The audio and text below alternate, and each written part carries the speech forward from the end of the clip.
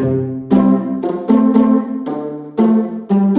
debutantes, I'm back today with another Kelly Cook segment with a super easy recipe. This is bacon wrapped stuffed chicken breast. You will need some chicken, some bacon, and some cream cheese spread with onions and chives. You can use any type of savory cream cheese. So this is basically all that you need. My next step, which I'm not going to film because it's going to be very loud, is to pound these chicken breasts thin between two pieces of plastic. I want them to be about 1/4 inch thin. So after I pound them thin, I will show you our very next step. Before I start pounding the chicken, I just wanted you all to know about these Playtex disposables. They're clean cuisine. They are like surgical gloves that are made especially for food.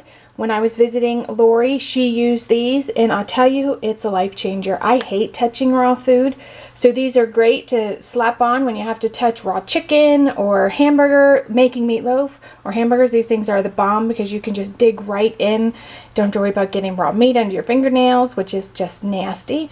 So I just wanted to give you a tip: Playtex disposable clean cuisine cooking gloves. I've pounded my chicken as thin as I could get it.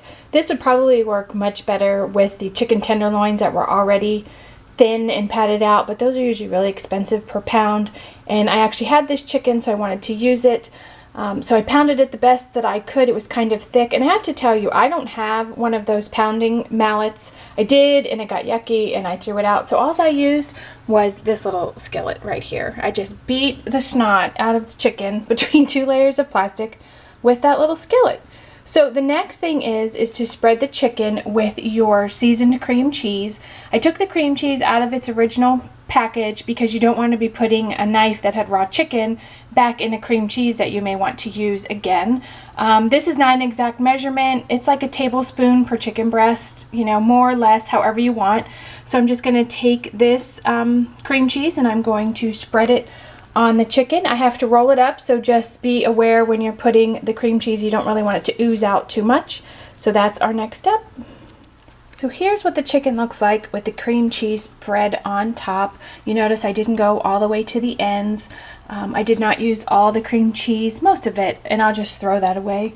It's not that big of a deal. So the next step is, now I'm doing this with one hand, so give me a little leeway here. You're just going to roll this up to the best of your ability. Like I said, these chickens are a little thicker than I would normally like, and I'm going to roll that up like so. And then the next step is to take the bacon, 2 pieces per breast, or you know, however you like. Like I said, this is not an exact recipe, and I'll show you. This is what it will look like after you have the bacon all wrapped around it. I did use 2 pieces of bacon. I think I'll use it for this breast too because it's kind of big. So the next step after you roll the bacon is to put it in the oven at about 350, 365, depending on your oven. I always have to set my oven really high, so I'll probably do more like a 375 for maybe 30 minutes. And that's the next step, and I'll show you what that looks like when it's done. So this is what the chicken looks like when it comes out of the bake.